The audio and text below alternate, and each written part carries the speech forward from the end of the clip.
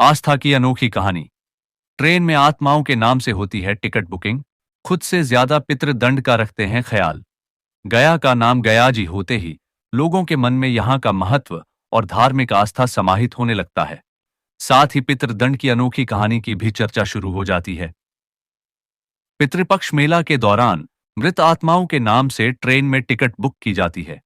बिहार के गया जी में विश्व प्रसिद्ध पितृपक्ष मेला के दौरान एक अनोखी आस्था भी देखने को मिलती है। गया जी में पिंडदान की एक अनोखी परंपरा भी है। यहाँ विभिन्न राज्यों से आए पिंडदानी अपने पितरों के आत्माओं का ट्रेन में रिजर्वेशन कराकर गया जी आते हैं। पिंडदानी पितृदंड में को ट्रेन के बोगी में उनके आत्माओं को सुलकर गया जी आते हैं। कहा जाता है कि ट्रेन में सीट बुक होने के बाद अगर उस सीट पर कोई नहीं है तो ट्रेन में मौजूद टीटी दूसरे को सीट दे देते हैं, लेकिन यहाँ ऐसा नहीं होता, क्योंकि टीटी भी आस्था को देखते हुए कुछ भी नहीं कर पाते हैं और पितृदंड उस सीट पर लेटे रहते हैं। पटना वासियों को स्मार्ट टनल और मल्टी मॉडल हब की सौगात। सीएम नीतीश बोले, अब काफी सुविधा होगी। पटना वासियों को पहला स्मार्ट टनल और मल्टी मॉडल हब की सौगात मिल चुकी है। मुख्यमंत्री नीतीश कुमार ने शनिवार को जीपीओ के पास नवनिर्मित बहुमंजिला पार्किंग भवन, मल्टी मॉडल हब तथा पटना जंक्शन तक भूमिगत पथ सबवे का किया लोकार्पण किया। इस स्मार्ट टनल के जरिए आम लोग पटना जंक्शन से सीधे जीपीओ गोलंबर पहुंच सकेंगे। वहीं मल्टी लेवल पार्किंग से लोगों को जाम की समस्या से निजात मिलेगी। इसमें 225 कारें एक साथ पार्क हो पाएंगी। सीएम नीतीश कुमार ने स्मार्ट टनल और मल्टी मॉडल हब निरीक्षण किया। इस दौरान मुख्यमंत्री ने ट्रैवलेटर, एस्केलेटर आदि का जायजा लिया और यात्री सुविधाओं तथा कनेक्टिविटी के संबंध में अधिकारियों से जानकारी ली। पुजारी मर्डर केस में बड़ा खुलासा। गांव की लड़की के साथ था अवैध संबंध। 3 बदमाशों में मिलकर मार डाला। बेगूसराय में बीते दिनों हुए दुर्गा मंदिर में पुजारी की हत्या मामले पुलिस ने बड़ा खुलासा किया है। इस मामले में लाखों पुलिस ने 3 आरोपी को गिरफ्तार किया है। सदर डीएसपी एक सुबोध कुमार ने खुलासा करते हुए दावा किया कि पुजारी की हत्या भोग विलास में शामिल होने के कारण की गई। पुजारी शंभू सिंह का गांव में ही स्वजातीय एक लड़की के साथ अवैध संबंध था। पूर्व में भी एक मंदिर से इसी कारण गांव वालों ने हटाया था। पटना के बड़े अपार्टमेंट में आग लगने से हड़कंप। समय पर नहीं आती फायर ब्रिगेड की टीम तो होता बड़ा नुकसान। पटना के दीघा क्षेत्र में स्थित सिग्नेचर टावर अपार्टमेंट में शनिवार दोपहर भीषण आग लग गई। आग लगते ही अपार्टमेंट के सभी फ्लैट के लोग बाहर निकल गए। फौरन अग्निशमन की टीम को सूचना दी। घटना के बाद इलाके में हड़कंप मच गया। आग इतनी भीषण थी कि अग्निशमन कर्मियों को दीवार तोड़कर टावर परिसर में घुसना पड़ा। इसके बाद अग्निशमन विभाग की टीम ने आधा दर्जन से अधिक दमकल की गाड़ियों की मदद से कड़ी मशक्कत कर आग पर काबू पाया। आग को बुझाने के लिए अग्निशामक अधिकारियों ने विशेष उपाय करना पड़ा। सोन नदी में स्नान के दौरान पिता पुत्र सहित 3 डूबे, एक का शव बरामद, 2 की तलाश जारी। रोहतास जिले के नौहट्टा थाना क्षेत्र अंतर्गत उल्ही सोन नदी घाट पर शनिवार को बड़ा हादसा हो गया।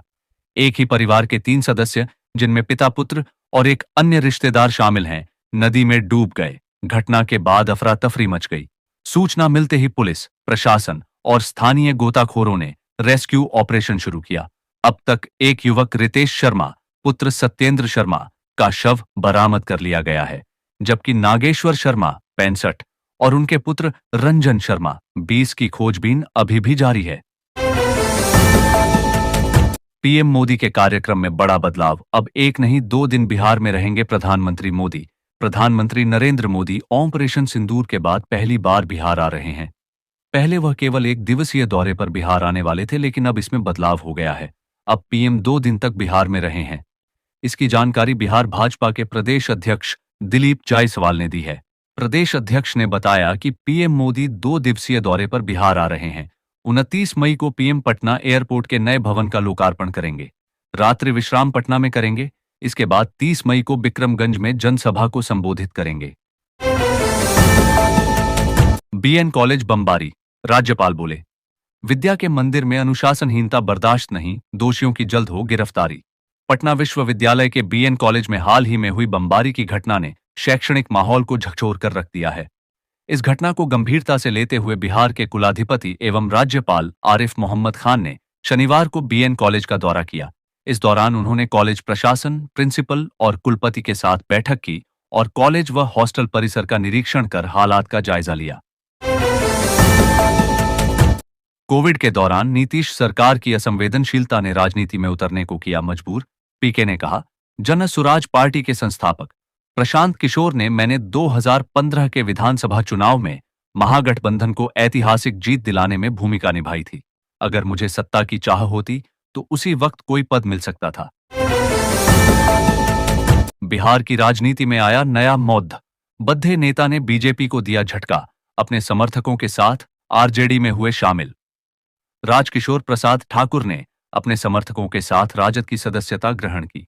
राजद के प्रदेश कार्यालय में बीनू यादव और अन्य नेताओं ने उन्हें पार्टी में शामिल किया।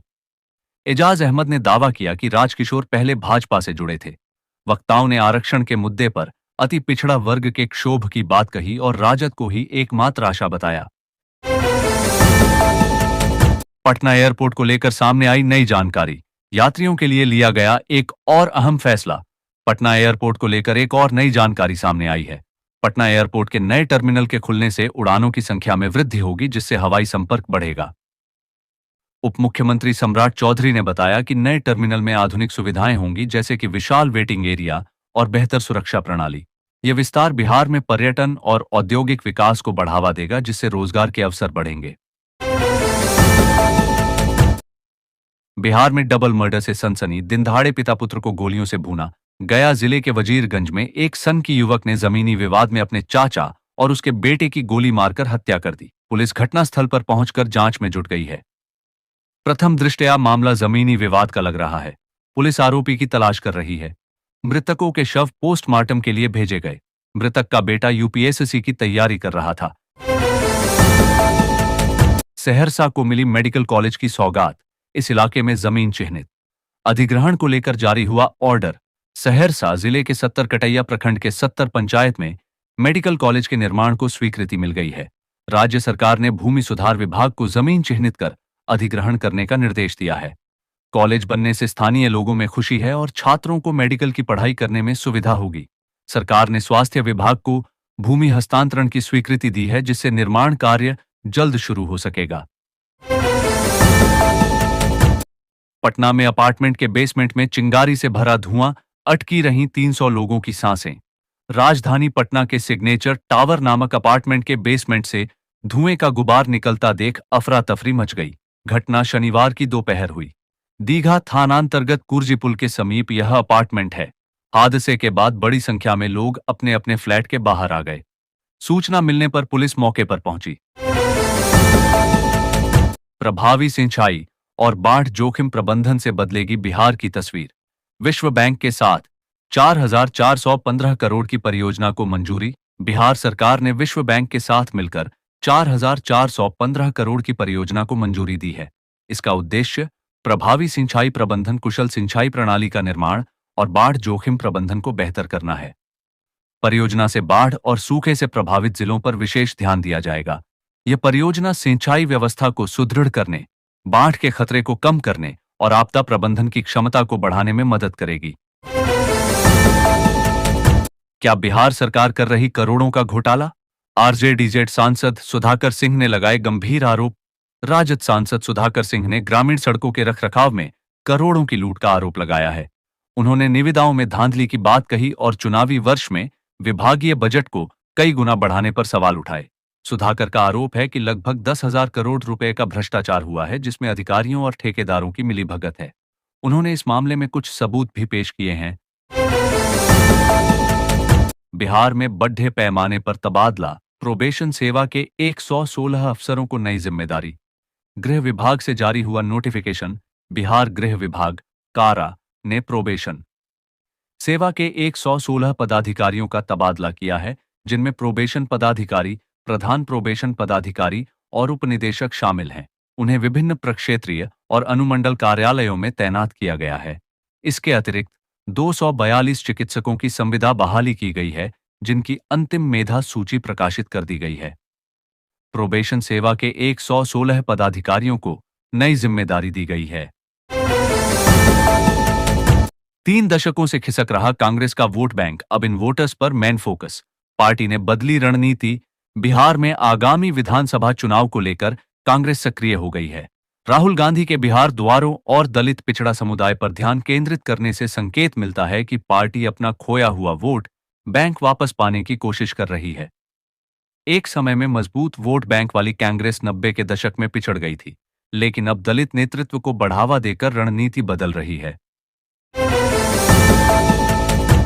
पटना जू में चिंपैंजी खा रहा कूलर की हवा, झरने में मस्ती कर रहा बाघ, फव्वारे के नीचे रहता है हिरण, गर्मी से हर कोई परेशान है।